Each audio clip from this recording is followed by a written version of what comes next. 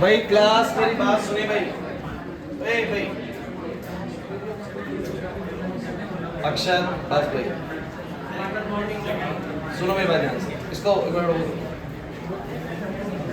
ऐसा है भाई, देखो जिन बच्चों के स्कूल में थर्मोडायनेमिक्स या इक्विलिब्रियम किसी स्कूल में आ रहा है, अगर लेट आ रहा है तो चिंता मत करिए, रेडॉक्स के बाद वही होना है तो हो जाएगा, तब तक की सोचनी नहीं आप।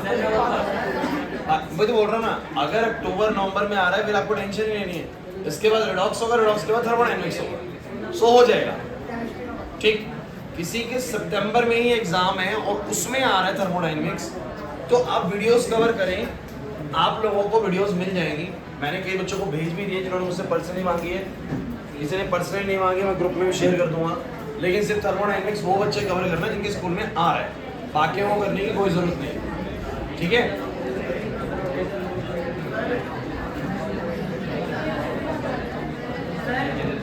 हाँ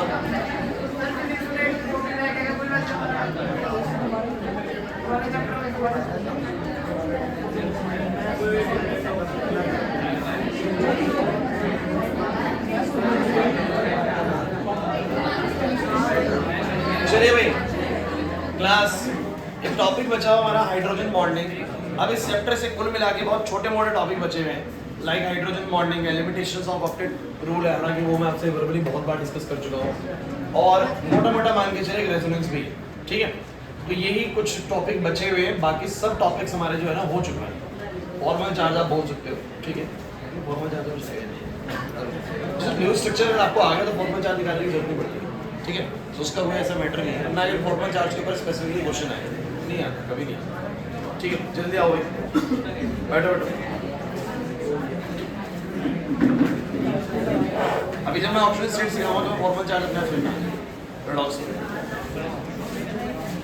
सो क्लास मैंने बोर्ड पे एक टॉपिक लिखा है जिसका नाम है हाइड्रोजन बॉन्डिंग। इधर भाई प्रिंस, अंकित, आशीष फोन बंद कर लो, सभी बच्चे बार बार ना बोलना पड़े, थोड़ा डिसिप्लिन में रहे। पेपर बहुत नज़दीक है, तुम लोगों के 15-20 दिन बाद 25 दिन बाद पेपर है ना।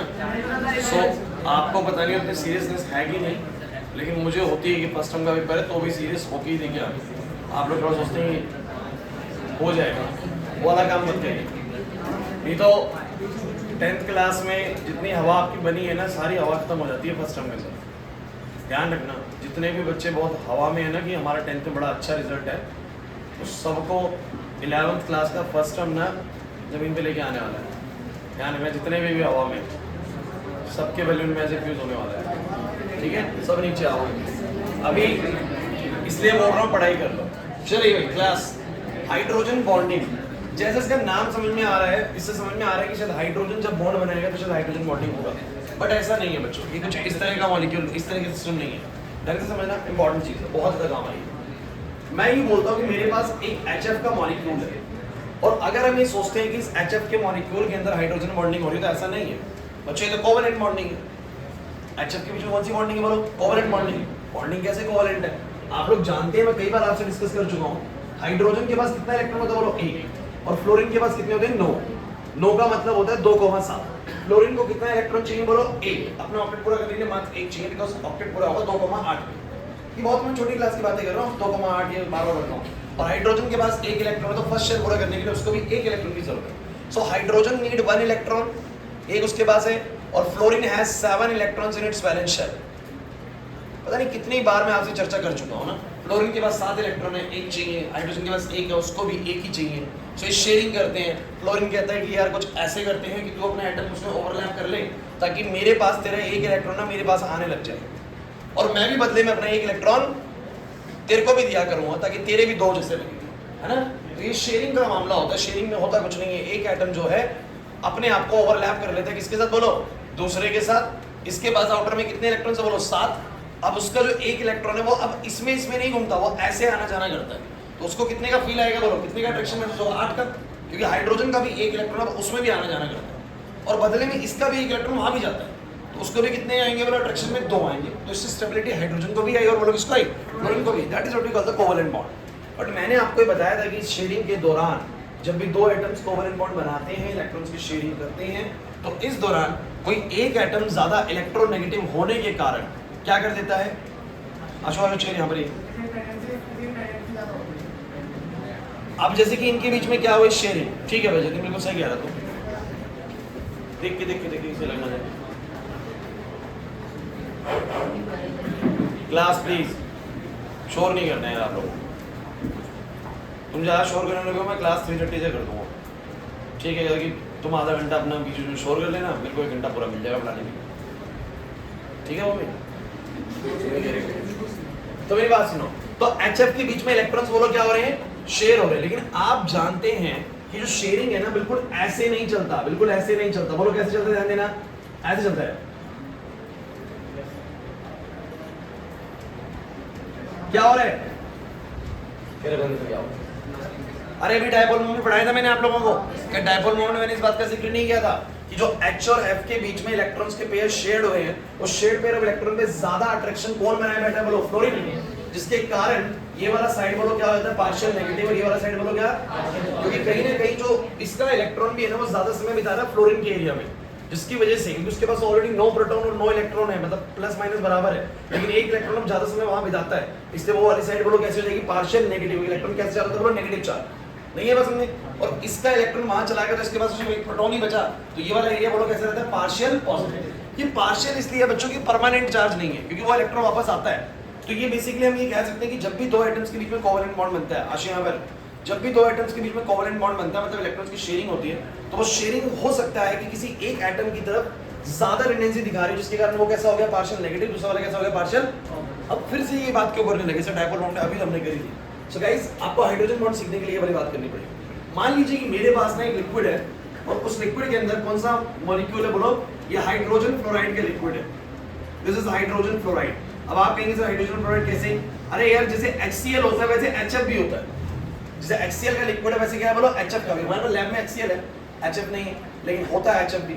अब बात सुनिएगा ध्यान से, होता क्या है, अब HF का एक मॉलिक्यूल तो होगा नहीं, कितने मॉलिक्यूल्स होंगे, बहुत सारे मॉलिक्यूल्स होंगे, बहुत सारे मॉलिक्यूल्स होंगे इस लिक्विड के अंदर, और कहते हैं कि एक HF में ऐसा हुआ तो दूसरे वाले HF में भी ऐसा होगा, तीसरे वाले HF में भी ऐसा होगा, और ध्यान दीजिएगा बच्चों पीछे भी HF में ऐसा होगा, और हर एक HF के अंदर क्या होगा जरा बताओ, इस पे पार्शियल नेगेटिव, इस पे पार्शियल, इस पे पार्शियल नेगेटिव, इस पे पार्शियल, तो हर एक HF के मॉलिक्यूल में जो कोवेलेंट बॉन्ड बना है उस कोवेलेंट बॉन्ड का ज्यादा अट्रैक्शन किसकी तरफ है, बोलो फ्लोरीन की तरफ। शेयरिंग हुई है लेकिन फ्लोरीन ने अपनी तरफ ज्यादा टेंडेंसी से इसको अट्रैक्ट कर रखा है, जिसके कारण फ्लोरीन कैसा हो रहा है, बोलो पार्शियल नेगेटिव, और हाइड्रोजन कैसा, पार्शियल। अब आप मुझे बताइएगा, सिंपल सी चीज है यार, बड़ा आसान सा है, इसका हाइड्रोजन प्लस का, उसका फ्लोरीन माइनस का, बोलो इन दोनों के बीच में एक अट्रैक्शन बनेगी कि नहीं बनेगी, इसका हाइड्रोजन और इसका फ्लोरीन अट्रैक्शन बनेगी नहीं बनेगी, इसका हाइड्रोजन और इसका फ्लोरीन अट्रैक्शन बनेगी नहीं बनेगी, इसका फ्लोरीन अगले का हाइड्रोजन बनेगी नहीं बनेगी। इस बॉन्डिंग को बोलो क्या बोलते हैं, हाइड्रोजन बॉन्डिंग। क्या बोलते हैं इसको, मेरी बात को समझने की कोशिश करना, हाइड्रोजन और फ्लोरीन के बीच में जो बॉन्ड बना है ना, this is not the hydrogen bond guys, this is basically the covalent bond, वो तो कोवेलेंट बॉन्ड है, बट उस कोवेलेंट बॉन्ड के अंदर पोलैरिटी है, पोलैरिटी कहने का मतलब प्लस और माइनस का चार्ज आया, बिकॉज एक एटम ज्यादा इलेक्ट्रोनेगेटिव था जिसके कारण वो हो गया पार्शियल नेगेटिव, दूसरा वाला क्या होगा, पार्शियल। और ऐसा हर एक मॉलिक्यूल में हुआ, जब ऐसा हर एक मॉलिक्यूल में हुआ तो हर मॉलिक्यूल में एक पॉजिटिव एंड है और एक बोलो क्या है, नेगेटिव एंड, दूसरे में भी एक पॉजिटिव नेगेटिव, तीसरे में भी एक पॉजिटिव पार्ट है, नेगेटिव पार्ट है। इसका पॉजिटिव जब दूसरे के नेगेटिव से जुड़ता है, और ऐसे में जब हाइड्रोजन इन्वॉल्व होता है, इसका हाइड्रोजन उसके फ्लोरीन से, इसका हाइड्रोजन उसके फ्लोरीन से, इसका हाइड्रोजन उसके फ्लोरीन से, तो इस बॉन्ड को बोलो क्या बोला गया, हाइड्रोजन बॉन्ड। नहीं आया समझ, ये बड़ा स्ट्रॉन्ग बॉन्ड होता है ध्यान रखना, लेकिन आप बार बार मैं आपको एक बात कह रहा हूं, चलो मैं दोबारा से बताने की कोशिश करना, क्या H2O के अंदर H2O ऐसा होता है, क्या ऑक्सीजन और हाइड्रोजन के बीच में जो बॉन्ड बना है क्या ये हाइड्रोजन बॉन्ड है, बिल्कुल भी आप इसको हाइड्रोजन बॉन्ड नहीं कहेंगे बच्चे, तो कोवेलेंट बॉन्ड होता है। ये तो कैसा बॉन्ड होता है बोलो, ध्यान दे रहे हैं, तो कोवेलेंट बॉन्ड होता है, क्योंकि आपको पता है कि ऑक्सीजन के पास कितने इलेक्ट्रॉन्स होते हैं, 8, 2,6, तो oxygen has 6 electrons in its valence shell, guys 6 electrons, hydrogen has 1 electron, बोला है कि नहीं, ऑक्सीजन कहते हैं 6 मेरे पास है, 2 चाहिए, दोनों हाइड्रोजन मेरे को इलेक्ट्रॉन देना शुरू करो, और बदले में हाइड्रोजन हम भी तेरे को एक एक इलेक्ट्रॉन भेजेंगे ताकि तेरा भी ऑक्टेट पूरा हो जाए, तो हाइड्रोजन के 2 हो जाएंगे, ऑक्सीजन के 8 हो जाएंगे, 6 उसके खुद के 2 वहां से ले लेगा। अरे ऐसे तो पढ़ते हो यार, और ऐसा करने के लिए क्या करना पड़ता है, उसको अपने एटम को किससे ओवरलैप करना पड़ता है, बोलो हाइड्रोजन के एटम्स के साथ ओवरलैप करना पड़ता है, कि मेरे पास तो 6 हैं, मेरे पास तो 6 हैं, एक तू भेजेगा मेरे पास, एक तू भेजेगा, मेरे 8 हो जाएंगे, बदले में मैं भी एक तेरे को भेजूंगा, तेरे को एक भेजूंगा, तेरे भी 2 हो जाएंगे। बोलो यही तो शेयरिंग नहीं होता, अरे नहीं यार है कि नहीं बताओ जरा, अब लेकिन इस दौरान क्या होगा, फिर दोबारा बताओ, फिर दोबारा कहानी कहां बदलेगी सब बच्चे? सर ये तो हाइड्रोजन बॉन्ड नहीं है, ये तो बोलो कौन सा बॉन्ड है, कोवेलेंट बॉन्ड। अगर कोई आपसे पूछे कि वाटर में H2O मॉलिक्यूल में एक सिंगल मॉलिक्यूल में कोई हाइड्रोजन बॉन्ड है तो नहीं है, हाइड्रोजन बॉन्ड नहीं सर, ये शेयरिंग हुआ है, कोवेलेंट बॉन्ड है। लेकिन इस कोवेलेंट बॉन्ड में ऑक्सीजन की हमेशा ज्यादा टेंडेंसी होगी इलेक्ट्रॉन्स को अट्रैक्ट करने की, जिसके कारण ऑक्सीजन बोलो हमेशा कैसा रहेगा, पार्शियल नेगेटिव, हाइड्रोजन बोलो कैसा। कोई सर मुझे कैसे पता लगे कौन ज्यादा इलेक्ट्रोनेगेटिव है? यार मैंने इसका हिंट दिया था आप लोगों को, पीरियोडिक टेबल में जो राइट साइड पे है वो ज्यादा इलेक्ट्रोनेगेटिव होते हैं as compare to left side. तो ऑक्सीजन तो हाइड्रोजन से काफी ज्यादा राइट में तो ज्यादा इलेक्ट्रोनेगेटिव है। और सेम यहां से भी खींचेगा तो ये बनेगा नेगेटिव और ये क्या बनेगा। अब मुझे तुम बताओ, अगर एक वाटर में ऐसा तो दूसरे वाटर में ऐसा नहीं होगा क्या? अरे होगा कि नहीं होगा? सो एक और वाटर मॉलिक्यूल ऐसा ही होगा, फिर एक और वाटर मॉलिक्यूल ऐसा ही होगा। अरे यार नहीं आ रहा सुनिए, फिर एक और वाटर मॉलिक्यूल ऐसा ही होगा, एक और वाटर मॉलिक्यूल ऐसा ही होगा। अरे बोलो बोलो सब बच्चे, क्या मैं सही बोल रहा हूं? तो ऐसा तो सारे ही H2Os कर रहे होंगे। अब सभी H2Os में पोलैरिटी है, ध्यान देना भाई, सभी H2Os में क्या है बोलो, पोलैरिटी, प्लस और माइनस की। अब आप मुझे बताओ कौन किससे जुड़ेगा, जल्दी बोल रहा, कौन किससे जुड़ जाएगा, कौन किससे अट्रैक्शन में जुड़ जाएगा? सर बड़ा ही आसान है यार, आप लोग पता है ध्यान दोगे ना, मैं बता रहा हूं आपका मुश्किल है ही नहीं कंटेंट, आप लोग बस ध्यान नहीं देते हो, चीजों को जोड़ के नहीं चलते, इसलिए मुश्किल होता चला जाता है आपके लिए। अब ये देखो, ये वाला हाइड्रोजन इसके ऑक्सीजन से जुड़ेगा नहीं जुड़ेगा? हालांकि इसका कोई बॉन्ड नहीं बनना चाहिए इससे, लेकिन इसका एक मॉलिक्यूल का हाइड्रोजन, अब समझने की कोशिश करनी है, जब एक मॉलिक्यूल का हाइड्रोजन दूसरे मॉलिक्यूल के किसी एटम से बोलो क्या करता है, अट्रैक्शन बनाता है, तो उसको बोलो हम क्या बोलते हैं, हाइड्रोजन। क्योंकि हाइड्रोजन ही बनाता है ये वाली चीज। यहां से इसका प्लस उसके माइनस से बनाएगा, इसका प्लस इसके माइनस से बनाएगा, इसका प्लस इसके माइनस से बनाएगा। बोलो एग्री कर रहे हो कि नहीं कर रहे? सेम इसका हाइड्रोजन अगले ऑक्सीजन से, इसका हाइड्रोजन अगले ऑक्सीजन से। तो हर एक वाटर मॉलिक्यूल, हाँ ये वाला नहीं नीचे बनाएगा, नहीं नहीं इससे नहीं बनाएगा। देखो ये भी डिपेंड करता है कि एक से ही बनाएगा, बस सबसे एक से दो नहीं बन सकते हैं, ठीक है। अब मेरी बात सुनना भाई क्लास प्लीज, आप मुझे बताओ ये वाली बात समझा रही? मैं दो और बना दूंगा तो आपको दिख जाएगा कि एक वाटर ने ऐसे करके दो हाइड्रोजन बॉन्ड बना के, फिर इसने भी दो, उसने भी दो, ऐसे चेन से चल रहा है। बोलो है कि नहीं? तो इस बॉन्ड को बोलो हम क्या बोलते हैं, हाइड्रोजन बॉन्ड। और मैं मजे की आपको एक बात बता देता हूं, हाइड्रोजन करता है बच्चों फोन, याद कर लो, हाइड्रोजन क्या करता है? इसका मतलब ये है बच्चों, हाइड्रोजन सिर्फ किन किन एटम्स के साथ हाइड्रोजन बॉन्ड बनाता है? फ्लोरीन, ऑक्सीजन और नाइट्रोजन। इसका मैं आपको रीजन भी बताऊंगा कि ऐसा ही क्यों होता है, लेकिन ध्यान रखना कि हाइड्रोजन जब हाइड्रोजन बॉन्डिंग करेगा तो किस किससे करेगा बोलो, फ्लोरीन, ऑक्सीजन, नाइट्रोजन। जैसे इस केस में किससे करिए बोलो, फ्लोरीन से, इस केस में किससे करिए बोलो, ऑक्सीजन से, किसी अदर केस में किससे कर सकता है बोलो, नाइट्रोजन से। बट इन तीन के अलावा किसी भी हाइड्रोजन बॉन्ड नहीं बनाता। अब आप कहेंगे सर इस हाइड्रोजन बॉन्ड का कॉन्सिक्वेंस क्या है, मतलब इसकी वजह से और क्या चीजें हमें देखने को मिलती है? पहले तुम सब बच्चे मुझे बताओ, हाइड्रोजन बॉन्ड आपको समझ में आया? ये बड़ी आसान सी चीज है यार, बड़ी आसान सी। अब आप मुझे एक बात बताओ, जो हमारा H2O होता है, हाँ भाई क्लास पीछे कहां ध्यान दे रहे हो, इधर ध्यान दो ना यार। आपके पास मैं दो लिक्विड्स देता हूं, एक लिक्विड मेरे पास है, कोई भी हाइड्रोकार्बन ले लो, कोई भी हाइड्रोकार्बन,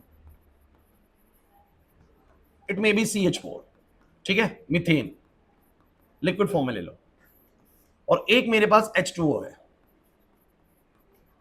वाटर। बच्चों ऐसा क्यों है कि जब मैं इसको बॉईल कर रहा हूं तो इसका बॉइलिंग पॉइंट जो है वो कितना है, लगभग 100 डिग्री सेल्सियस, और इसका जो मैं बॉइलिंग पॉइंट कर रहा हूं, ऑल्दो 100 तो नहीं है, 100 तो नहीं है, अंदर से बहुत कम है, तो मान लेते हैं 50-60 के आसपास है, मतलब 60 डिग्री सेल्सियस। अब ऐसा क्या हुआ कि वाटर का बॉइलिंग पॉइंट ना बहुत ज्यादा है as compare to other liquids? क्या कारण? अब सोचिए ना, क्या रीजन है कि वाटर का जो बॉइलिंग पॉइंट है वो काफी ज्यादा है बोलो comparatively to the other liquids जो उसके ही क्लास के लगते हैं, तो उनसे ज्यादा बॉइलिंग पॉइंट क्यों है?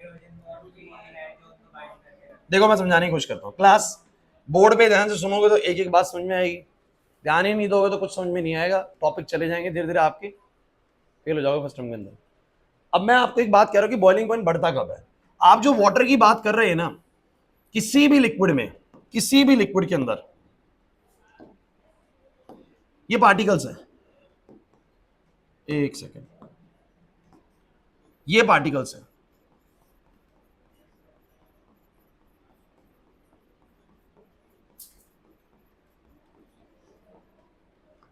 और मान लेते हैं नीचे से हम इसको गर्म कर रहे हैं। कोई भी चीज बॉयल कैसे होगी, हम इसको गर्म करेंगे और गर्म करने पे होगा क्या, एक टाइम के बाद ये पार्टिकल बोलो क्या करने लग जाएंगे, बोलो ऊपर की तरफ वेपराइज होना स्टार्ट हो जाएंगे। क्योंकि आपको पता है कि हर एक चीज के ऊपर से एक दबाव है जिसको बोलते हैं 1 एटमॉस्फेरिक दबाव, 1 एटीएम का दबाव, जो कि गैसेस का दबाव है। अभी आपके ऊपर भी है, आपको फील नहीं होता बिकॉज ये प्रेशर बहुत कम है। अरे गैसेस है ना हमारे ऊपर, तो इसका एक प्रेशर होता है जिसको बोलते हैं एटमॉस्फेरिक प्रेशर। कितना है बोलो एटमॉस्फेरिक प्रेशर, 1 एटीएम। तो इस लिक्विड के ऊपर भी कितना दबाव होता है, बोलो 1 एटीएम। जब हम इसको गर्म करते हैं तो पार्टिकल्स के पास बोलो क्या आती है, एनर्जी आती है। और जब ज्यादा एनर्जी आती है तो वो इस 1 एटीएम को ब्रेक करके बोलो क्या हो जाती है, बॉयल हो जाती है। अरे भाई वेपराइज होना स्टार्ट हो जाएंगे ना, यही तो होता है बॉइलिंग। अब आप मुझे बस एक छोटी सी बात बताना, कब लिक्विड जल्दी बॉयल होगा, जब उसके सारे पार्टिकल्स एक दूसरे से अलग अलग हैं, कोई अट्रैक्शन नहीं है, या तब जब उसका एक पार्टिकल दूसरे से जुड़ा हुआ है, दूसरा पार्टिकल तीसरे से जुड़ा हुआ है, तीसरा पार्टिकल चौथे से जुड़ा हुआ है। कब बॉइलिंग पॉइंट कम होगा, जब इन पार्टिकल्स के बीच में कोई फोर्स ऑफ अट्रैक्शन बनी हुई है, या जब इनके बीच में फोर्स ऑफ अट्रैक्शन नहीं बनी हुई है।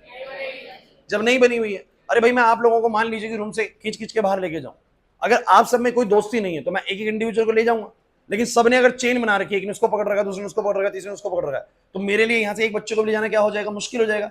एक्चुअली वाटर में कौन सी बॉन्डिंग इन्वॉल्व, बोलो हाइड्रोजन बॉन्डिंग, जिस कारण से एक मॉलिक्यूल ने दूसरे को पकड़ लिया, दूसरे ने बोलो किसको पकड़ लिया, तीसरे को, तीसरे चौथे को, ऐसे करके सब एक दूसरे को पकड़ के बैठे हैं। तो मेरे लिए एक मॉलिक्यूल को वेपराइज करना बोलो क्या है, बहुत मुश्किल है। इसलिए ये ज्यादा टेम्परेचर लेता है, तब जाके ये बॉन्ड टूटते हैं और तब जाके पार्टिकल्स बोलो क्या होना स्टार्ट होते हैं, वेपराइज होना स्टार्ट होते हैं। समझ नहीं आ रहा सर? और इस केस में ऐसा क्यों नहीं होता भाई? भाई इस केस में सुन लीजिए, जो CH4 जैसे मॉलिक्यूल्स होते हैं ना, किसी को लगेगा सर इसमें नहीं आती पोलैरिटी, बच्चों यहां पर ना कार्बन और हाइड्रोजन के बीच में कोवेलेंट बॉन्ड है, और कार्बन और हाइड्रोजन के बीच में बहुत ज्यादा इलेक्ट्रोनेगेटिविटी का डिफरेंस नहीं होता। इस कारण से इनमें पोलैरिटी भी, पोलैरिटी मतलब एक पे प्लस और एक पे माइनस जैसा कुछ भी नहीं आता। तो इसमें कौन सी बॉन्डिंग होती है बोलो सब बच्चे, हाइड्रोजन बॉन्डिंग। कौन सी बॉन्डिंग बोलो, hydrogen bonding, which associate the water molecules together and hence increase their boiling point and hence increase their। अब बाकी वालों को छोड़ दो, अभी आपको ज्यादा ध्यान नहीं देना, बस ये सोचना कि वाटर का बॉइलिंग पॉइंट ज्यादा क्यों होगा, HF का बॉइलिंग पॉइंट ज्यादा क्यों होगा। सोचो, क्योंकि इन सभी मॉलिक्यूल्स में क्या होती है बोलो, हाइड्रोजन, और हाइड्रोजन बॉन्डिंग की वजह से एक मॉलिक्यूल ने दूसरे मॉलिक्यूल को बोलो क्या कर रखा है, एसोसिएट कर रखा है। एक ने दूसरे को, दूसरे ने तीसरे को, तीसरे ने चौथे को, सबने एक दूसरे को पकड़ रखा है, जिससे हमारे लिए हर एक पार्टिकल को बॉइल करना है, उसको वेपराइज करना बोलो क्या है, मुश्किल है। बस यही है, यही है हाइड्रोजन बॉन्डिंग। समझ में आया कि नहीं आया? एक बार सब बच्चे बोर्ड पे नजर डालो, इसको देखो एक बार, रवीश देखो एक बार, क्लास थोड़ा अटेंशन बोर्ड पे रखें आप लोग।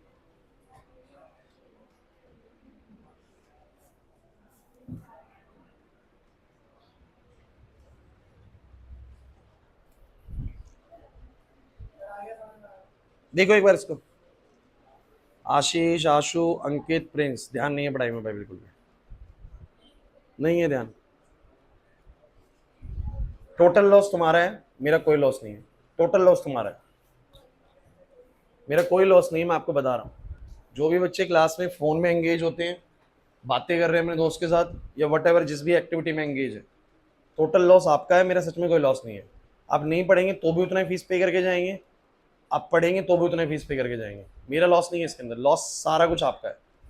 1 घंटा जो आप यहाँ पर बैठे हो ना, वो पढ़ाई के लिए पैसा दिया हुआ है, फोन चलाने के लिए तो घर पे चला लेना। मुझे समझ नहीं आ रहा कि आप में सीरियसनेस आ क्यों नहीं रही है बच्चों में। और ये सीरियसनेस ना आना ना बैच में टीचर को भी बड़ा परेशान करता है, कि टीचर को लगता है कि यार ये बच्चे पढ़ने वाले ही नहीं है, कितना इनके साथ दिमाग मारेंगे, क्या टॉपिक्स इनको कराएं, ये बेसिक चीज़ें नहीं कर पा रहे हैं, इनको मुश्किल चीज़ें कहाँ तक लेके जाएं। मैंने जब 11th स्टार्टिंग में स्टार्ट करी थी, शुरू के 1 महीने, मैंने आपको एक बात कही थी, को पुराना बच्चा हो तो मैंने कहा अगर मुझे बैच में दम दिखेगा ना, मैं आपकी संडे एडिशनल क्लासेस लगाऊंगा, मैं आप लोगों की नीट या JEE लेवल के क्वेश्चन, एडवांस लेवल के क्वेश्चन तक लेके चलूंगा आप लोगों को। लेकिन मुझे बैच में दम दिखना चाहिए कि ऑन एन एवरेज स्टूडेंट्स मेरे बैच के ऐसे हैं जो उस लेवल तक जाने के लिए तैयार हैं, बट मुझे बैच का रिस्पॉन्स जो है वो एवरेज से बिलो लगा है। तो मुझे नहीं लगता कि मैं आप लोगों के साथ उस लेवल तक की तैयारी करने के लिए जाऊँ जहां पर मुझे पता लग रहा है बेसिक चीजें नहीं डन कर पा रहे आप लोग। और बहुत बार मैं आपको समझाता हूं कि आप लोगों को थोड़ा सीरियस होना बहुत जरूरी है आपके खुद के करियर के लिए। मेरे को क्या मिलना है आपके करियर से बनने से? पढ़ोगे, मैंने बोला पढ़ोगे तब भी उतनी फीस आनी, नहीं पढ़ोगे तब भी उतनी फीस आनी है। ज्यादा से लॉस क्या होगा? आप ट्यूशन छोड़ देंगे, नंबर नहीं आएंगे तो आपकी जगह कोई और आ जाएगा। ये जगह खाली नहीं रहती, ये भर जाती है अपने आप। क्योंकि मैं अपना काम ईमानदारी से कर रहा हूँ, ये जगह खाली कभी नहीं रहती है, रूम भर जाता है हमेशा। लेकिन आप अपना लॉस करके जाएंगे। एट द एंडिंग, 11th के एंडिंग में रिजल्ट खराब आएगा, सबसे पहले ब्लेम टीचर पे लगाएंगे, टीचर ने ऐसा कुछ नहीं कराया था, तो टीचर सब कुछ करा के बैठा हो आपको। लेकिन आप लोग पता नहीं क्यों सीरियस होना नहीं चाहते हैं, समझ में नहीं आ रहा भाई। बिल्कुल टॉपिक चल रहा होता है, आप हंसी खेल कर रहे होते हैं, मोबाइल चला रहे होते हैं। कैसे करोगे मुझे नहीं पता, बाद में हाइड्रोजन बॉन्ड आपको कैसे समझ में आएगा, इसके ऊपर जब क्वेश्चंस बन के आएंगे 12th क्लास के ना, तो कैसे आप लोग समझोगे हाइड्रोजन बॉन्ड होता है। 12th में सीधा पूछा जाता है इस वाले फनाले लिक्विड का बॉइलिंग पॉइंट ज्यादा क्यों है और इसका कम क्यों है। फिर हम बात करते हैं बच्चों हाइड्रोजन बॉन्ड पढ़ा था ना 11th क्लास में, तो अच्छे बच्चे कहते हैं हाँ सर पढ़ा था। तो इसमें हाइड्रोजन बॉन्डिंग हो रही है, इसलिए मॉलिक्यूल्स एक दूसरे से एसोसिएट हो गए, इसलिए बॉइलिंग पॉइंट इसका ज्यादा है। दूसरे में हाइड्रोजन बॉन्डिंग नहीं हो पाई है, इसलिए बॉइलिंग पॉइंट कम है। तो किसको समझ में आएगा? जिसने थोड़ा बहुत 11th में पढ़ा है। ऐसा नहीं कि चीजें 11th की बिल्कुल रिलेट नहीं करेंगे, 12th में करेंगे रिलेट। और जिस तरीके से आप लोग चल रहे हैं, नीट होगी, जेई होगा, आप लोग बिल्कुल किसी भी लेवल पे क्रैक नहीं कर सकते बच्चों। अगर आप लोगों ने इस मस्ती तरीके से पढ़ाई करनी है ना, तो कभी नहीं होगा क्रैक। अगर आप लोगों ने साइंस ली है तो मेरे को लगता है शायद नीट या जेई का टारगेट लिया होगा, क्योंकि सबसे ऊपर तो यही आता है ना। अगर 12वीं क्लास के बच्चे के लिए पूछेंगे कि भाई साइंस के बाद करना क्या, तो जेई और नीट आपके पास पहला ऑप्शन। और जिस तरीके से आप चल रहे हैं, भूल जाओ कि जेई और नीट क्रैक होने वाला है बहुत बच्चों के लिए। इस तरीके से तो बिल्कुल नहीं होने वाला,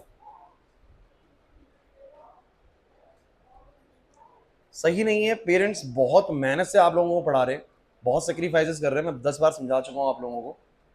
और मुझ पे भी एक रिस्पॉन्सिबिलिटी होती है, जब आप यहाँ पर आते हैं ना, तो पेरेंट्स एक विश्वास से भेज रहे हैं कि हमने भाई फलाना सेंटर के अंदर, विकास सर के पास एक कोचिंग सेंटर में भेज रखे हैं बच्चे, वो अच्छा पढ़ाते हैं। कहीं ना कहीं से आपने रिकमेंडेशन पे ही आप सब आए हैं, ऐसे कोई नहीं आया कि किसी ने बोर्ड देख लिया था जेएमएस का, चल यार इसमें चलते हैं। आप एनालाइज करिएगा, आप जितने ही बच्चे बैठे हैं ना, किसी की रिकमेंडेशन से बैठे हैं यहाँ पर, चाहे बड़े भाई बहन की रिकमेंडेशन से बैठे हो, चाहे किसी दोस्त की रिकमेंडेशन से बैठे हो, सब रिकमेंडेशन से बैठे हो। ऐसे ही देवांग किसी की रिकमेंडेशन से आया, वंश किसी की रिकमेंडेशन से आया, मैं इनका बड़ा भाई पढ़ के जा चुका है, ऑलमोस्ट के तो बड़े भाई बहन पढ़ के जा चुके हैं यहाँ से, प्रिंस की बड़ी बहन पढ़ के जा चुकी है, एमबीबीएस कर रही है इस समय। तो आप मोस्ट ऑफ द स्टूडेंट्स के ना बड़े भाई बहन यहाँ से पढ़ के निकले हैं पास्ट कुछ 3 से 4 ईयर के अंदर, और उन्होंने भेजा है कि जहीं विकास सर के पास जाना है वहां पढ़ना है, कि वहां चीजें पढ़ाई जा रही है। या और बाकी बच्चे किस रिकमेंडेशन से आए सब रिकमेंडेशन से। अब रिकमेंडेशन का मतलब क्या होता है कि कोई तो भरोसा कर रहा था बाहर कि नहीं विकास सर के पास भेजना है, और जिस दिन आपका रिजल्ट खराब आएगा ना, तो सिर्फ आपके ऊपर से उनका विश्वास नहीं हटता, मेरे ऊपर से भी हटता है कि यार विकास सर के भेजा तो कुछ हुआ नहीं, 2 साल अच्छा नहीं हुआ कुछ, उसमें चाहे मेरी कोई मिस्टेक नहीं है, लेकिन वो कहीं ना कहीं वो चीज लूज होती है, ट्रस्ट लूज होता है।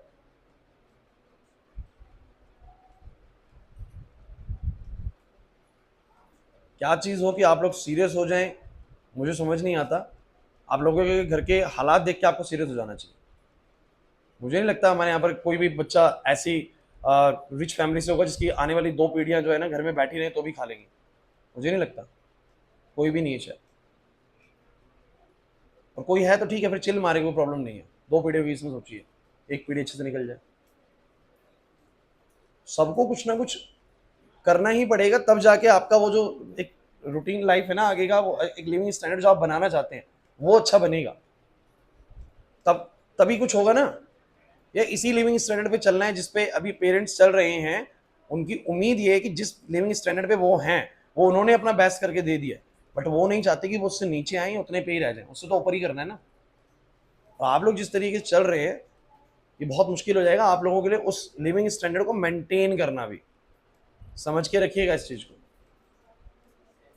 अच्छा नहीं है आप लोगों के लिए, बार बार मेरे को समय नहीं मिलता है, क्योंकि आप लोगों का 11th का इतना लेंथी सिलेबस है ना, हम लोग पढ़ाते भी रहते हैं ना, पढ़ाते रहते तो भी चीजें बच जाती हैं कि हाँ ये भी बताना है तो वो भी बताना है। हम पूरे साल भी पढ़ाते रहे ना, तब भी मेरे पास डाटा रहे, कंटेंट रहेगा कि मुझे अभी ये भी चीजें करानी है। जब एंट्रेंस वगैरह की तैयारी कराते हैं तो टाइम बहुत होता है, वो आपको दिन में 3-3 घंटे 4-4 घंटे क्लास देते हैं, हमारे को टाइम 1 घंटे का मिलता है, फर्क है। उनके पास टाइम बहुत होता है, इसलिए वो आपको इस हाइड्रोजन बॉन्डिंग पे 5 चीज एक्स्ट्रा बता के जाएंगे। हमारे को तो टाइम 1 घंटे का मिलता है ना, वो भी ऑल्टरनेट डेज में मिलता है। तो हमारे पास ईयर के अंदर जो पढ़ाने के लिए जो घंटे मिले हुए हैं ना, हमें वो ही बहुत कम मिले हुए हैं। हमें लगभग 150 घंटे मिले, उस 150 घंटे में सब कुछ खत्म कराना है, तो उतना समय नहीं होता कि आपसे बात कर सके। 11th में तो बिल्कुल नहीं होता। लेकिन जिस तरीके से आप चल रहे हो ना, वो मतलब पढ़ाते रहो, उसका भी वो फायदा दिख नहीं रहा है। समझ नहीं आ रहा क्लास के अंदर तो बताओ मुझे, हम कुछ चेंज करते हैं, कुछ पैटर्न चेंज करते हैं। अगर आपको लग रही है चीज़ें कि सर थोड़ी सी समझ नहीं आ रही है कैसे चल रहा है, कहाँ दिक्कत आ रही है बताओ। लास्ट क्लास डायपोल मूवमेंट करा था, अब आप ईमानदारी से चेक कर लीजिए कितने बच्चों ने डायपोल मूवमेंट घर जाके पढ़ा। अपने आप चेक कर लेना ईमानदारी से, आपको मैं पूछ नहीं रहा किसने करा। आप अपने आप से खुद से पूछिए कि कितने बच्चों ने घर पे जाके डायपोल मूवमेंट करा था। अपने आप से पूछो, पड़ोसी से मत सोचो किसने करा था कि नहीं करा था। खुद से देखो करा था कि नहीं करा था, फिर आप सोच लो कि आप कितने सीरियस है अपनी लाइफ को लेकर। और ये एक प्रोसेस है। आप सोचेंगे डायपोल मूवमेंट करने से कौन सा हम लाइफ में सक्सीड हो जाएंगे भाई, लेकिन ये प्रोसेस तो है ना, इसको फॉलो करोगे तभी तो सीढ़ी बाई सीढ़ी चढ़ के ऊपर जाओगे। जॉब करने जाओगे कोई नहीं पूछने वाला डायपोल मूवमेंट क्या होती है, लेकिन यहाँ पर अगर मेहनत करना नहीं सीखा तो वहाँ भी कुछ नहीं होने वाला। आपको प्रिपेयर किया जाता है, आपको मेंटली स्ट्रांग कराया जाता है। जो हमारा पढ़ाई का करिकुलम है ना, सिर्फ इसलिए नहीं है कि ये क्वेश्चंस आपको लाइफ में आगे हिट करने वाले, लेकिन आपको इस प्रोसेस के थ्रू मेंटली बहुत स्ट्रांग बनाया जाता है कि आप लोग इस तरह की चीज़ों को झेल सकते हैं। ये जो इतना हार्ड करिकुलम है ना, फिजिक्स का, केमिस्ट्री का, आप लोग इसको अगर झेल सकते हैं तो लाइफ में आने वाले जो और चीज़ें होंगी, जब आप कभी भी कोई डील करेंगे, कहीं पर किसी कंपनी में काम करेंगे, तो वो करिकुलम आपको प्रेशर न डाले, है ना। जिसने कभी ऐसे फिजिक्स केमिस्ट्री मैथ्स 2 साल मेहनत नहीं करी, 3 साल मेहनत नहीं करी, तैयारी नहीं करी, उसको एकदम से बोल दो कि यार तेरे को 8 घंटे के लिए काम करना है, ऐसे कंप्यूटर पर टक टक करना है और इधर डील करना है, उधर डील करना है, वो परेशान हो जाएगा। लेकिन आप लोग हैबिचुअल हो जाएंगे कि दिन में आप लोग 8 घंटा मेहनत कर लिए, आपको आदत है 7 घंटे 6 घंटे पढ़ने की, 4-5 घंटे स्कूल में पढ़ते, 3-4 घंटे, 1-2 घंटे ट्यूशन में पढ़ते हैं, 1-2 घंटे घर पे पढ़ते हैं, तो आपको वो 8 से 9 घंटे की वर्किंग आवर्स हो चुके हैं हैबिचुअल, बचपन से ही हो चुके हैं। कॉलेज तक जाते थे बहुत आदत हो जाएगी, और फिर जब जॉब करने बैठते प्रॉब्लम नहीं लगता। लेकिन आप सोचिए अगर आप मेहनत ही नहीं कर रहे हैं तो फिर वहां बैठोगे तो क्या होगा।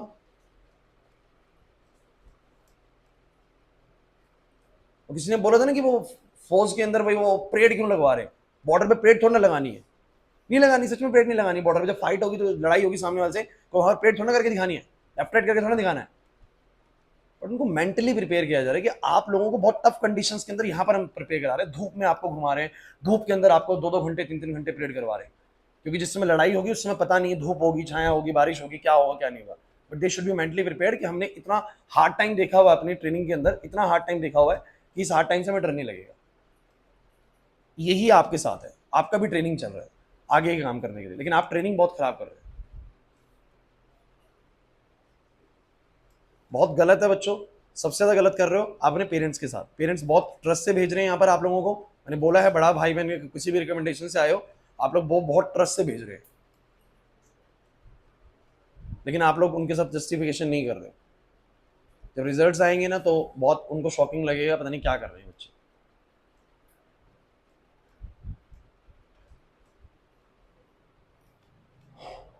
देखो भाई, हाइड्रोजन बॉन्डिंग मैंने बोली थी, एक सिंपल सी चीज है। कोई भी मॉलिक्यूल आप देखें जिसमें हाइड्रोजन है, बिल्कुल भी मत समझिएगा कि हाइड्रोजन बॉन्ड बनेगा, कोई गारंटी नहीं है। सुन लीजिए अच्छे से, समझ में आ जाएगा। HF का मॉलिक्यूल है तो ये हाइड्रोजन बॉन्डिंग क्यों बना रहा है, बिकॉज HF में फ्लोरीन ने हाइड्रोजन से इलेक्ट्रॉन डेंसिटी को अपने तरफ खींचा, तो ये बन गया पार्शियल नेगेटिव, ये बन गया पार्शियल पॉजिटिव। और क्यों होता है ऐसा मैं आपको शुरू में बता चुका हूं क्लास के। तो सब में ऐसा होगा, प्लस माइनस खींचेगा, और एक का हाइड्रोजन दूसरे के फ्लोरीन से जब अट्रैक्शन में बनेगा तो बोलो इसको क्या बोलते हैं, हाइड्रोजन बॉन्ड। सेम H2O में ऑक्सीजन ने हाइड्रोजन से इलेक्ट्रॉन डेंसिटी खींचा, ये बन गया नेगेटिव, ये बन गया पॉजिटिव, यहां से खींचा, ये बन गया नेगेटिव, ये बन गया पॉजिटिव। सेम इस H2O में, सेम इस H2O में। तो इसका हाइड्रोजन उसके ऑक्सीजन से अट्रैक्शन में जुड़ जाता है, इसको बोलो क्या बोलते हैं, hydrogen bond. This is not the hydrogen bond, this is the hydrogen bond. When the hydrogen of the one molecule get attached to the oxygen, fluorine और nitrogen of the other molecule, then उसको बोलो क्या बोलते हैं, hydrogen bond. लेकिन एक बड़ी जरूरी चीज मैंने ऊपर फोन लिख दी, क्या लिख दी, बोलो फोन। अब इस फोन को समझ लेना बच्चों, HCl के लिक्विड में ऐसा बिल्कुल नहीं होता है। HCl में ऐसा नहीं होता, बिकॉज HCl में क्यों नहीं होता बताओ जरा, क्योंकि ये बनेगा नेगेटिव, ये बनेगा पॉजिटिव, बनेगा जरूर, लेकिन आपको मैंने बता दिया कि हाइड्रोजन क्लोरीन से हाइड्रोजन बॉन्ड नहीं बनाता। किससे बनाता है बोलो, फ्लोरीन, ऑक्सीजन और, तो ये थोड़ी सी 12th क्लास की बात आ जाएगी, इसको छोड़ दीजिए, इसको जरूरत नहीं है मैं भी करने की। बस आप लोग फिलहाल बस 2 बातें सीख लीजिए। हाइड्रोजन बॉन्ड कैसे बनता है, जब एक मॉलिक्यूल में पोलैरिटी आती है। जिस बच्चों को पोलैरिटी नहीं पता, पोलैरिटी का मतलब है कि एक मॉलिक्यूल में प्लस माइनस जैसा क्रिएट हो गया, दूसरे में भी क्रिएट होगा, तीसरे में भी क्रिएट होगा, और इसका प्लस जब उसके माइनस से अट्रैक्शन जुड़ जाएगा तो उसको बोलो क्या बोलेंगे, हाइड्रोजन बॉन्डिंग। अभी जो हाइड्रोजन बॉन्डिंग होती है ना, ये भी 2 तरह की होती है, सुन लो ये बड़ी इंपॉर्टेंट है। एक हाइड्रोजन बॉन्डिंग होती है, यहां पर बोलता हूं type of hydrogen bonding, type of hydrogen bonding ये भी दो तरह की होती है, एक होती है हमारी इंटरमोलिक्यूलर हाइड्रोजन बॉन्डिंग,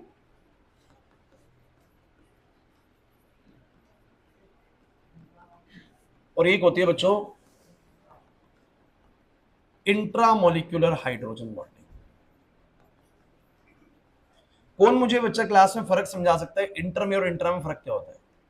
सुनाओ कहीं, इंटर और इंट्रा जैसे शब्द कहीं सुनाओ। हाँ बताओ अक्षर। बहुत अच्छे। जैसे कि आपने सुना होगा कुछ स्टेट्स के अंदर या सभी स्टेट्स के अंदर एक चलती है इंटर स्टेट बसेस और एक चलती है इंट्रा स्टेट बसेस। फर्क क्या है आदर्श इधर? एक होती है इंटर स्टेट बस, एक होती है इंट्रा स्टेट। हरियाणा में चल रही है इंटर स्टेट बस मान लो, और उधर इंट्रा स्टेट भी चल रही है। इंटर स्टेट का मतलब होता है कि जब हरियाणा की बस पंजाब भी जा सकती है, दिल्ली भी आ सकती है, अदर स्टेट्स में भी जा सकती है, तो वो जो बस अलग अलग स्टेट्स को जोड़ रही है ना, अलग अलग स्टेट्स को जोड़ रही है, that is inter state bus.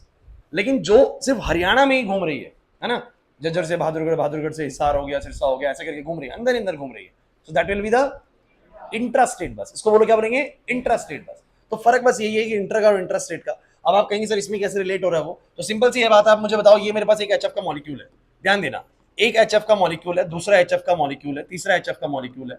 आपको पता है भाई इसमें पोलैरिटी आएगी जतिन, इसमें माइनस आएगा, इस पे माइनस आएगा, इस पे प्लस, इस पे माइनस और इस पे प्लस, सिंपल सी चीज है। और आपको पता है कि ऐसा हो जाने की वजह से एक मॉलिक्यूल दूसरे मॉलिक्यूल से बोलो क्या हो जाएगा? एसोसिएट हो जाएगा, नहीं हो जाएगा?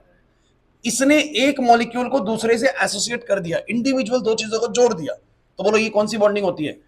Inter molecular hydrogen bonding.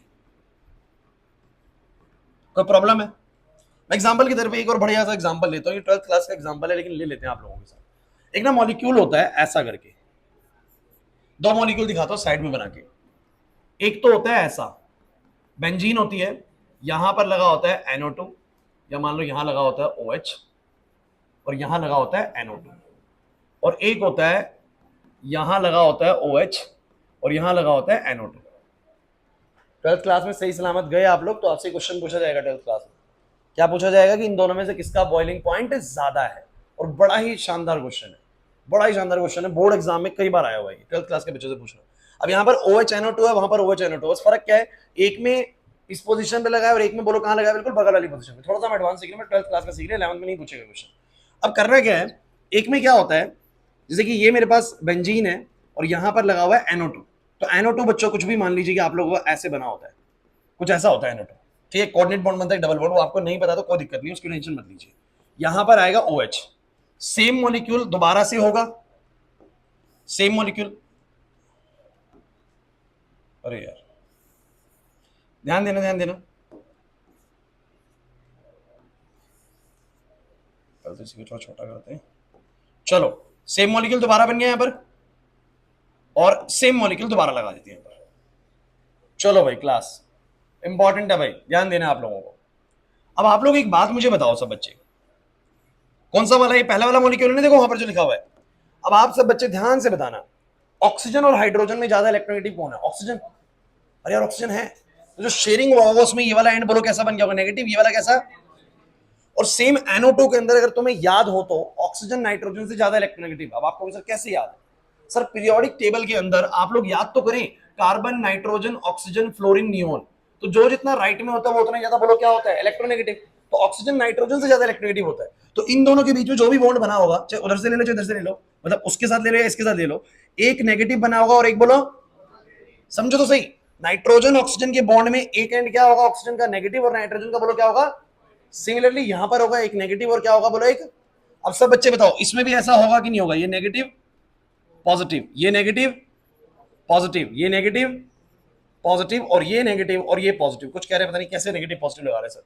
अरे भैया जो बॉन्ड बना हुआ उसमें से जो ज्यादा इलेक्ट्रोनेगेटिव है उसकी तरफ नेगेटिव है, दूसरे की तरफ पॉजिटिव है। ऑक्सीजन हाइड्रोजन में ऑक्सीजन ज्यादा नेगेटिव, हाइड्रोजन पॉजिटिव। इधर नाइट्रोजन ऑक्सीजन में oxygen negative, hydrogen positive, nitrogen positive. चलो भाई बोलो बोलो। अब आप मुझे बताओ इसका हाइड्रोजन इंपॉर्टेंट है बच्चों, इसका हाइड्रोजन इसके ऑक्सीजन से बोलो हाइड्रोजन बॉन्ड बना लेगा नहीं बनाने का? बिकॉज हाइड्रोजन करता है फोन। हाइड्रोजन क्या करता है? तो इस मॉलिक्यूल का, इस पूरे मॉलिक्यूल का, ये पूरा एक मॉलिक्यूल है, इस मॉलिक्यूल का हाइड्रोजन इस मॉलिक्यूल के ऑक्सीजन के साथ बोलो क्या बना लेगा? Hydrogen bond. सिमिलरली इसका बना लेगा इसके साथ, और सिमिलरली इसका बना लेगा इसके साथ और इसका बना लेगा किसी अगले के साथ। एग्री करते हो कि नहीं करते? हाँ, वो भी हो सकता है, उसमें कोई दिक्कत नहीं है, मैं आपको कोई भी एक की बता रहा हूं।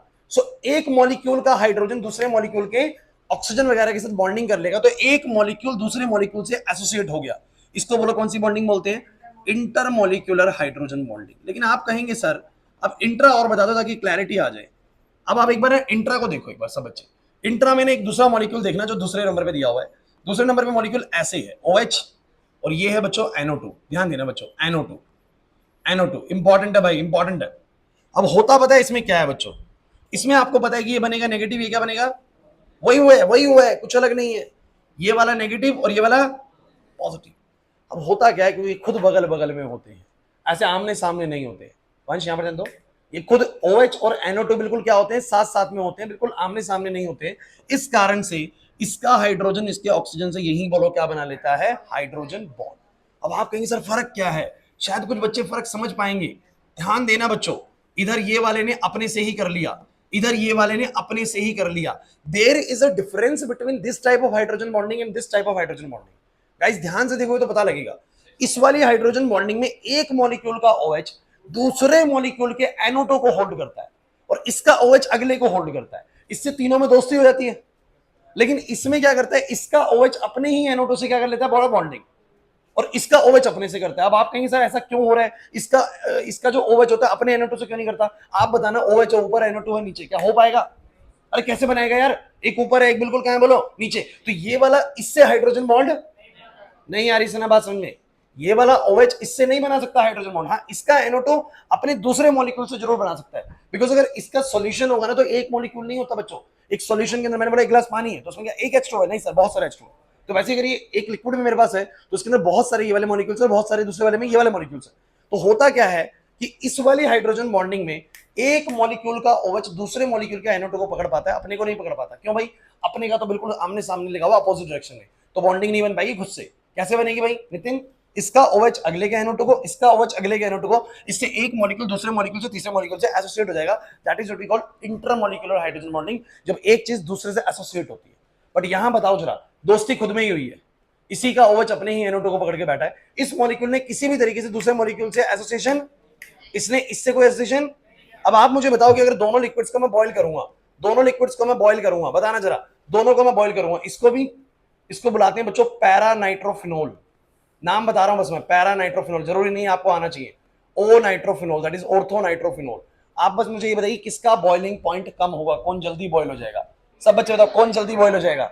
ये वाला जल्दी बॉईल हो जाएगा। क्यों भाई? क्योंकि इसका एक मॉलिक्यूल दूसरे मॉलिक्यूल से किसी भी अट्रैक्शन में, दूसरा वाला तीसरे से किसी भी अट्रैक्शन में, अपने अंदर दोस्ती है, लेकिन एक की दूसरे से कोई दोस्ती, इसमें एक की दूसरे दोस्ती, दूसरे की तीसरे दोस्ती। तो जब मैं बॉईल करूंगा ना तो एक पार्टिकल दूसरे पार्टिकल को पकड़ लेगा, और उसके लिए बॉईल करना क्या हो जाएगा? मुश्किल, और इसका लिए बॉईल करना बोलो क्या है? आसान। तो 12th क्लास में आप लोग पढ़ते हैं कि भैया ऑर्थो नाइट्रोफिनोल के अंदर होती है इंट्रामोलिकुलर हाइड्रोजन बॉन्डिंग, और इसमें पैरा नाइट्रोफिनोल में क्या होती है बोलो? इंटरमोलिकुलर हाइड्रोजन बॉन्डिंग, जिससे मॉलिक्यूल्स बोलो क्या हो जाते हैं? एसोसिएट हो जाते हैं, और इनका बॉइलिंग पॉइंट बोलो क्या हो जाता है? ज्यादा हो जाता है। बट चिंता मत करिए, 11th क्लास में इतना झमेला आना भी नहीं है। 11th क्लास में हाइड्रोजन बॉन्डिंग से क्या आएगा मैं आपको क्लियर कर देता हूँ। वो आपसे क्वेश्चन पूछने वाला है, बताता हूँ आपसे क्वेश्चन पूछने वाला है, what is intermolecular hydrogen bonding and what is an intramolecular hydrogen bonding. वो एग्जांपल पूछेगा बस आप लोगों से। एग्जांपल ये वाला बना देना इंटर में, या ये वाला बना देना इंटर में। अच्छा H2O को बताना इंटर है या इंट्रा है? H2O का इंटर है या इंट्रा है? इंटर है बच्चों। इसका H2O दूसरे के H2O से, दूसरा H2O तीसरे के H2O से अलग अलग मॉलिक्यूल्स में एसोसिएशन बन रहा है, तो बोलो क्या होगा? इंटर। बट जब एसोसिएशन खुद का खुद में ही बने तो बोलो क्या होता है? Intra. That is the difference between the intermolecular hydrogen bonding and intramolecular hydrogen bonding. Clear हुआ कि नहीं हुआ? समझ नहीं आया? बुकलेट के अंदर डेफिनेशन वगैरह दी होगी, आप वहां से पढ़ सकते हैं वो चीज को। So this is all about the hydrogen bond. अच्छा, हाइड्रोजन बॉन्ड का कॉन्सिक्वेंस क्या होता है? कॉन्सिक्वेंस मतलब इसकी वजह से क्या देखने को मिलता है? तो हाई बॉइलिंग पॉइंट देखने को मिलता है। क्या दिखता है बोलो? क्योंकि अगर किसी भी लिक्विड में हाइड्रोजन बॉन्डिंग हो चुकी है तो एक मॉलिक्यूल ने दूसरे मॉलिक्यूल को बोलो क्या कर लिया है? एसोसिएट कर लिया है, जिससे अब उनको बॉइल कर पाना बोलो क्या हो गया? मुश्किल हो गया। क्योंकि एक मॉलिक्यूल दूसरे को पकड़ के बैठा, दूसरा तीसरे को पकड़ के बैठा है, तो मैं एक एक करके पार्टिकल को वेपराइज नहीं कर पाऊंगा जब तक उनके बीच का बॉन्ड ना टूटे। तो इसलिए टेम्परेचर हाई करना पड़ता था कि बॉन्ड टूट जाए, और जब बॉन्ड टूट जाएगा तो फिर वो वन बाय वन करके वो बॉइल होना स्टार्ट हो जाएगा। क्लियर हुआ कि नहीं हुआ? समझ नहीं आया? पक्की बात है, यही है हाइड्रोजन बॉन्ड। कहाँ मुश्किल है? हाँ बताओ क्या पूछोगे? इसमें नहीं हो सकती। कैसे करेगा? देखो क्लास, एक चीज सोचो भाई, क्लास प्लीज, इसका OH अपने NO2 से बॉन्ड बना सकता है क्योंकि बिल्कुल बगल में है, लेकिन आप बताओ ना इसका OH क्या अपने ही NO2 से बना पाएगा? इतनी दूर कैसे बनाएगा हाइड्रोजन बॉन्डिंग?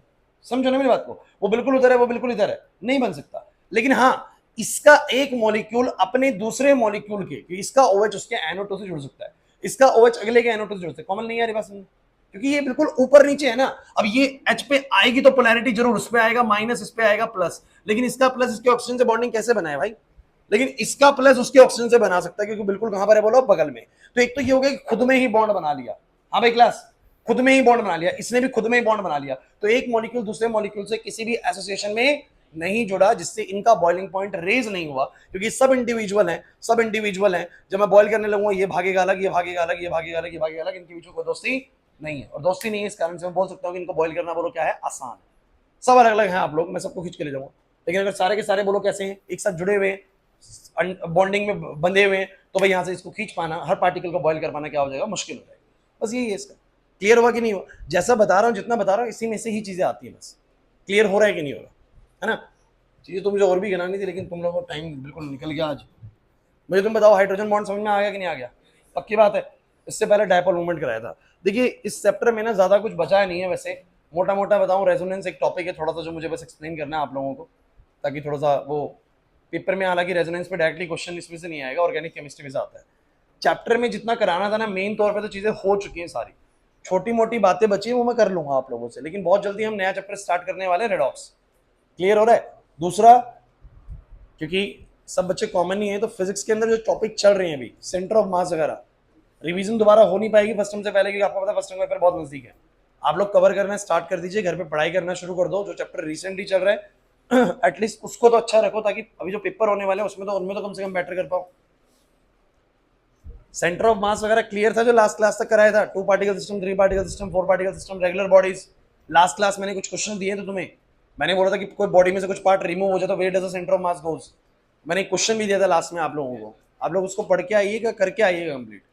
और इस केमिस्ट्री के अंदर भी इस चैप्टर को कवर करना स्टार्ट कर दो। इस चैप्टर के अंदर आप लोग जानते हैं कि बड़ी इंपॉर्टेंट चीजें शुरू से हुई थी। सबसे पहले इस चैप्टर के अंदर क्या हुआ था बताओ जरा, खत्म हो रहा है, लुईस स्ट्रक्चर। जिन्होंने करा हुआ है चैप्टर बहुत बढ़िया, नहीं करा हुआ just cover the videos. Lewis structure is a very important topic है, 2 वीडियोस में हुआ होगा। उसके बाद मैं तुम लोगों को कराता हूँ इस चैप्टर के अंदर वेस्पर थ्योरी, वेस्पर थ्योरी। फिर मैं तुम लोगों को कराता हूँ बच्चों वीबीटी, वैलेंस बॉन्ड थ्योरी। फिर बच्चों मैं तुम लोगों को कराता हूं हाइब्रिडाइजेशन। बीच में हालांकि हम लोगों ने एक कांसेप्ट और करा था, इसको टाइप ऑफ कोवेलेंट बॉन्ड बोला था, जिसमें हमने कौन से बॉन्ड समझे थे? सिग्मा और पाई बॉन्ड, है ना? ये टाइप में सिग्मा एंड पाई बॉन्ड। फिर हाइब्रिडाइजेशन का कांसेप्ट तो बहुत वास्ट है, आप लोगों को पूरा पढ़ना पड़ेगा। MOT, that is molecular orbital theory. And the next topic is the dipole movement. मैं आपको बता रहा हूं, आपका फर्स्ट टर्म का पेपर भरा होने वाला है इस चैप्टर से। जिस बच्चे को लगे कि मेरे को ठीक ठाक स्कोर करना है सर, किस चैप्टर को मैं कवर करूं, तो सबसे पहले इसको कवर कर लो। लुईस स्ट्रक्चर्स बहुत अच्छे हैं, टॉपिक्स इजीली समझ में आएंगे। वेस्पर थ्योरी में भैया आपको ज्योमेट्री समझ में आती है। वीबीटीज में आपको बताया गया था मॉलिक्यूल H2 का बनता कैसे, अप्रोच करते हैं, रिपल्शन अट्रैक्शन लगता है। फिर आपको हाइब्रिडाइजेशन, तो भैया टॉपिक दमदार है। आपको मैंने ट्रिक भी बताई है, कॉन्सेप्ट भी बताया, दोनों तरीके से मैंने आपको हाइब्रिडेशन एक्सप्लेन करा है। वीडियोस कवर करिए अगर नहीं आता है तो। फिर आपको type of covalent bond, sigma bond and pi bond, important चीज है। MOT लिख लीजिए, आएगा पक्का, मैं आपको गारंटी से बोल रहा हूं। एक चीज मैं आपको बिल्कुल गारंटी से बोल रहा हूं कि आएगी, 100% आएगी, कोई 0.1% का भी डाउट नहीं है। MOT से क्वेश्चन आएगा, या तो इलेक्ट्रॉनिक कॉन्फ़िगरेशन लिखने को आएगा, या एनर्जी लेवल डायग्राम बनाने को लिखने को आएगा। आना कंफर्म्ड है, ये तो श्योर है। क्लियर हो रहा है कि नहीं हो रहा? एक क्वेश्चन डायपोल मूवमेंट से भी बहुत ज्यादा इंपॉर्टेंट है। अब सुन लो भाई, क्लास इधर देखो। ऐसा हो सकता है कि मैं नेक्स्ट क्लास में वैसे आपको पहले नया चैप्टर स्टार्ट करा दूं, क्योंकि जो छोटी मोटी चीजें बची है ना, वो जनरली पेपर में नहीं आती है। पहले हम वो कर लेते हैं जो पेपर में पूरे पूरे तरीके से आता है। पूरे पूरे तरीके से मतलब क्या, रेडॉक्स पूरा आना है, उसमें बैलेंसिंग सब आनी। तो हो सकता है मैं नेक्स्ट क्लास में आपको पहले रेडॉक्स स्टार्ट करा दूं। जो ही छोटा मोटा बच गया, ऐसा कुछ कुछ हर चैप्टर से थोड़ा बहुत बचा हुआ है, जैसे कि सेकंड चैप्टर से फोटो इलेक्ट्रिक इफेक्ट और हीजनबर्ग्स बचा हुआ है। थर्ड चैप्टर से कुछ नहीं बचा, लगभग थर्ड चैप्टर में पूरा करा था, फर्स्ट चैप्टर भी पूरा ही करा था। सो सेकंड चैप्टर से कुछ बचा हुआ है, और इक्का दुक्का छोटी मोटी चीजें फोर्थ चैप्टर से छूटेंगी बस। मोटा मोटा सारा हो गया भाई। जो मेजर टॉपिक्स होते हैं जो पेपर में आते हैं वो सब हो गए क्लास। तो नेक्स्ट क्लास में छुट्टी मत करना, क्योंकि मैं आपको नया चैप्टर स्टार्ट कराने वाला हूं, रेडॉक्स रिएक्शंस। बहुत इंपॉर्टेंट चैप्टर है। पहली क्लास मिस करोगे आगे नहीं समझ में आएगा, बिकॉज पहली क्लास में उसका बेसिक इंट्रोडक्शन होता है, बहुत जरूरी इंट्रोडक्शन होगा। आप लोगों ने जो पढ़ा हुआ है रेडॉक्स वो लिमिटेड है, वो गलत है, मतलब गलत तो नहीं, लेकिन बोल सकते हैं बहुत सीमित है। सारा नहीं पता आपको प्रोडक्ट्स के बारे में जो आपने 9-10 तक पढ़ा है, ठीक है। तो छुट्टी नहीं करनी है, ना भी फिजिक्स के अंदर ना भी केमिस्ट्री के अंदर, दोनों में ही बड़ी इंपॉर्टेंट चीज चल रही है। और थोड़ा सा सीरियसनेस ले आओ, ये जो मस्ती वस्ती है ना छोड़ दो, ये अच्छी बात नहीं है, ठीक है। जाओ।